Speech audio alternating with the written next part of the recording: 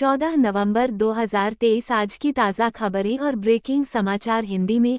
उत्तराखंड बचाव कार्य के दौरान धंस रही सुरंग, कैसे बचेगी 40 मजदूरों की जान। उत्तराखंड बचाव कार्य के दौरान धंस रही सुरंग। इजरायल का दावा, हमास ने गाजा से कंट्रोल खोया। मणिपुर में फिर बड़ा इंटरनेट बैन। दिवाली के 48 घंटे बाद ही दिल्ली में हवा हुई और जहरीली। गोल्ड टिमकिया हल्दी के गाढ़े पीले रंग के पीछे खतरा है। आयका कमल, अपराध के पहले ही पकड़ में होंगे अपराधी। शराब के साथ क्यों जरूरी हो गया चखना। उत्तराखंड बचाव कार्य के दौरान धंस रही सुरंग। उत्तराखंड के उत्तरकाशी में 12 नवंबर की सुबह एक निर्माणाधीन टनल धंस गई थी। इस टनल में पिछले 55 घंटे से 40 मजदूर फंसे हुए हैं। फंसे हुए मजदूर बिहार, झारखंड, उत्तर प्रदेश, पश्चिम बंगाल, उड़ीसा, उत्तराखंड और हिमाचल प्रदेश के हैं। अधिकारियों ने बताया कि टनल से मलबा हटाने के दौरान ऊपर से लगातार मिट्टी धंस रही है। इससे रेस्क्यू में दिक्कत आ रही है। अब स्टील पाइप के जरिए मजदूरों को निकालने का प्लान किया है। इजरायल का दावा, हमास ने गाजा से कंट्रोल खोया। इजरायल ने दावा किया है कि हमास ने गाजा में कंट्रोल खो दिया है। रक्षा मंत्री योव गैलेंट ने कहा कि आतंकवादी साउथ गाजा की ओर भाग रहे हैं। इस बीच गाजा के ज्यादातर हॉस्पिटल्स और क्लिनिक में हालात बदतर होते जा रहे हैं। इजरायली सेना ने इन अस्पतालों को खाली करने की अपील की है। हालांकि अल शिफा अस्पताल के डॉक्टरों ने इनकार कर दिया है। उनका कहना है कि अगर वे इस जगह को छोड़ देंगे तो लगभग 700 मरीज मर जाएंगे। मणिपुर में फिर बड़ा इंटरनेट बैन। मणिपुर सरकार ने राज्य में एक बार इंटरनेट बैन 18 नवंबर तक बढ़ा दिया है। इससे पहले 13 नवंबर तक बढ़ाया गया था। 3 मई से भड़की जातीय हिंसा के बाद 195 दिन पहले इंटरनेट पर प्रतिबंध लगाया गया था। तब से हर 5 दिन बाद प्रतिबंध बढ़ाया जा रहा है। राज्य में 3 मई से जारी हिंसा में अब तक 187 लोगों की मौत हो चुकी है। वहीं 1000 से ज्यादा लोग घायल हुए। ब्रिटेन में पूर्व पीएम मंत्री बने भारतीय मूल की सुएला कैबिनेट से बर्खास्त। ब्रिटेन के पीएम ऋषि सुनक ने अचानक कैबिनेट में बड़े फेरबदल किए।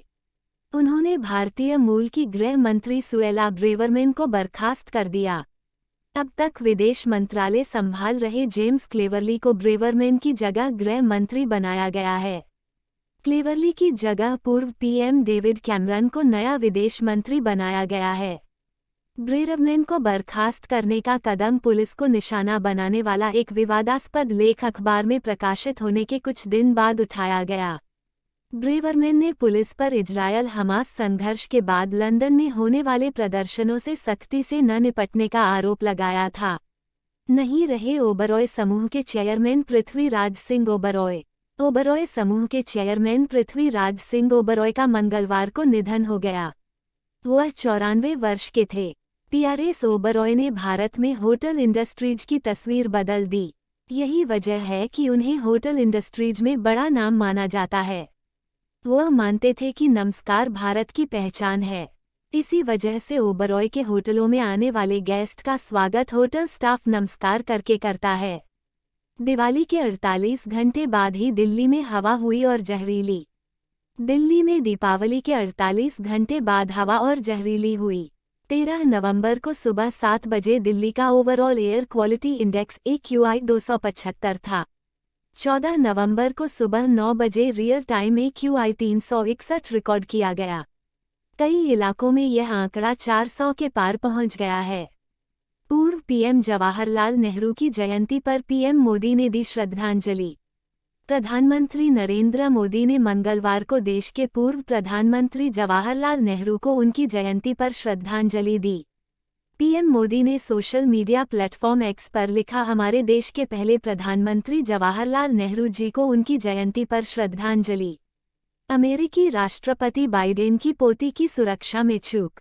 अमेरिका के जॉर्जटाउन में सोमवार को राष्ट्रपति जो बाइडेन की पोती नाओमी बाइडेन की सुरक्षा में चूक का मामला सामने आया है।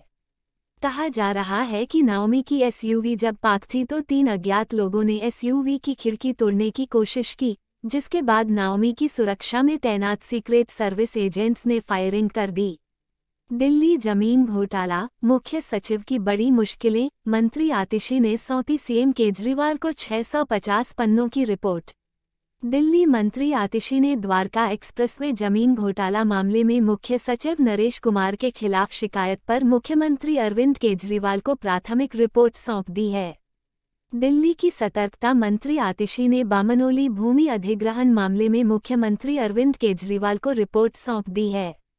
मुख्य सचिव नरेश कुमार के खिलाफ शिकायत के संबंध में 650 पेज की प्राथमिक रिपोर्ट तैयार की गई है।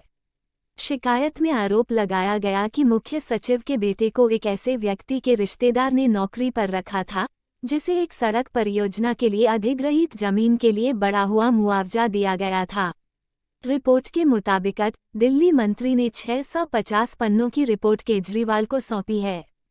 रिपोर्ट में कहा गया है कि इस मामले में 850 करोड़ रुपए का नाजायज फायदा पहुंचाया गया है। यह जमीन 2015 में द्वारका एक्सप्रेसवे के पास केवल 75 लाख रुपए में खरीदी गई थी। मुख्य सचिव की ओर से तत्काल कोई प्रतिक्रिया नहीं आई है। फिलहाल केजरीवाल ने आतिशी से शिकायत की जांच कराने को कहा था। दिल्ली में बनेंगे 10 और फैमिली कोर्ट, उपराज्यपाल वीके सक्सेना निर्माण को दी मंजूरी। दिल्ली के उपराज्यपाल वीके सक्सेना ने राजधानी में 10 और पारिवारिक अदालतों के निर्माण को मंजूरी दी है। राजधानी दिल्ली में उपराज्यपाल वीके सक्सेना ने 10 और पारिवारिक अदालतों के निर्माण को मंजूरी दे दी है। एलजी कार्यालय से मिली जानकारी के मुताबिक शहर में ऐसी अदालतों की संख्या बढ़कर 31 हो गई है। मंडी न्यूज़। दामाद की जलने से मौत मामले में बरामद हुआ सुसाइड नोट, पिता ने लगाया था हत्या का आरोप। नवीन के पिता ने ससुराल पक्ष पर उसके बेटे को जलाने का आरोप लगाया है। पिता के आरोपों पर ही पुलिस ने हत्या का केस दर्ज किया है। अब सुसाइड नोट मिलने के बाद नया मोड़ है। मंडी जिले के सरकाघाट उपमंडल के सैन बकारता गांव में दामाद की जलने से मौत मामले में नया खुलासा हुआ है। एफएसएल जांच की टीम को मृतक के पास से सुसाइड नोट मिला है, जिसमें मृतक ने पत्नी के अलग रहने का जिक्र किया है। मृतक की पत्नी मायके में रह रही थी, जबकि पति नवीन के जलने की घटना उसके ससुराल में हुई। नवीन के पिता ने ससुराल पक्ष पर उसके बेटे को जलाने का आरोप लगाया है। पिता के आरोपों पर ही पुलिस ने हत्या का केस दर्ज किया है। अब सुसाइड नोट मिलने के बाद नया मोड़ है। हालांकि पुलिस इस सुसाइड नोट को भी जांच रही है। बहरहाल इस पूरे मामले में पोस्टमार्टम रिपोर्ट का इंतजार किया जा रहा है, जिससे कई खुलासे होंगे। उधर डीएसपी सरकाघाट संजीव कुमार गौतम ने बताया कि मामले में सभी पहलुओं को ध्यान में रखते हुए जांच हो रही है। सुसाइड नोट मिला है, इस पर भी जांच चल रही है। अब न्यूज़। 4 करोड़ की चोरी वाले भी छूट के दायरे में, बिजली चोरों को ओटीएस में छूट देने से मचा बवाल। उपभोक्ता परिषद ने नियामक आयोग में दस्तावेज देकर आपत्ति जताई है और कहा कि अगर 3 से 4 करोड़ की बिजली चोरी करने वालों को छूट दी जाएगी तो आदर्श उपभोक्ता बिल क्यों जमा करेगा। पावर कॉरपोरेशन की ओर से बिजली चोरी करने के मामले में छूट देने के प्रकरण को लेकर अब नए सिरे से बवाल मच गया है। कई ऐसे लोगों को ओटीएस का लाभ दिया जा रहा है जो करीब 4 करोड़ की बिजली चोरी में पकड़े जा चुके हैं। प्रकरण सामने आने के बाद उपभोक्ता परिषद ने मंगलवार को नियामक आयोग पहुंचकर अपनी आपत्ति जता दी है। मांग की है कि बिजली चोरों को छूट दिए जाने से आदर्श उपभोक्ताओं का मनोबल गिरेगा और चोरी की प्रवृत्ति बढ़ेगी। मालूम हो कि पावर कॉरपोरेशन की ओर से बकायेदारों के साथ ही बिजली चोरी करने वालों को 65% की छूट दी जा रही है। खास बात यह है कि चोरी करने वालों में सितंबर से अक्टूबर माह में कई 3 से 4 करोड़ के बकायेदार हैं। यदि 4 करोड़ वाले को 65% की छूट दे दी जाएगी तो उसे सिर्फ 35% रकम ही जमा करनी पड़ेगी। उपभोक्ता परिषद के अध्यक्ष अवधेश कुमार वर्मा ने विद्युत नियामक आयोग के अध्यक्ष व सदस्यों से मिलकर तत्काल कार्रवाई की मांग की। 3 से 4 करोड़ वाले बकायेदारों को ओटीएस का छूट देने पर आपत्ति भी जताई। तर्क दिया कि जब 4 करोड़ के बकायदाओं को 65% की छूट दी जा सकती है तो फिर आदर्श उपभोक्ता नियमित तौर पर बिजली बिल क्यों जमा करेगा। बिरसा मुंडा की जयंती कार्यक्रम में शामिल होंगे पीएम मोदी। विधानसभा चुनाव में बीजेपी को होगा फायदा। पीएम मोदी आज झारखंड दौरे पर जाएंगे, जहां वो आदिवासी नेता बिरसा मुंडा की जयंती कार्यक्रम में शामिल होंगे। इस कार्यक्रम में शामिल होने के लिए पीएम मोदी बिरसा मुंडा के गांव जाएंगे। वह ऐसा करने वाले पहले भारतीय प्रधानमंत्री होंगे। देश के 5 राज्यों के विधानसभा चुनाव प्रचार के बीच पीएम मोदी आज शाम रांची पहुंच रहे हैं। वो कल यानी 15 नवंबर को अमर शहीद बिरसा मुंडा की जयंती के कार्यक्रम में शामिल होने के लिए झारखंड के दौरे पर हैं। कल सुबह वो सबसे पहले बिरसा मुंडा की जन्मस्थली खूंटी जिले के उलिहातू स्थित पैतृक गांव जाएंगे। प्रधानमंत्री के इस दौरे को राजनीतिक दृष्टिकोण से काफी महत्वपूर्ण माना जा रहा है। झारखंड ही नहीं, देशभर में बिरसा मुंडा का नाम प्रमुख स्वतंत्रता सेनानियों, क्रांतिकारियों में लिया जाता है। पीएम मोदी के नेतृत्व वाली केंद्र सरकार बिरसा मुंडा जयंती पर हर साल 15 नवंबर को पूरे देश में जनजातीय गौरव दिवस के रूप में मनाती है।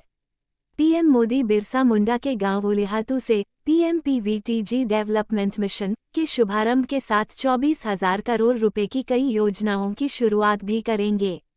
पीएम खूंटी में ही एक सभा को संबोधित भी करेंगे।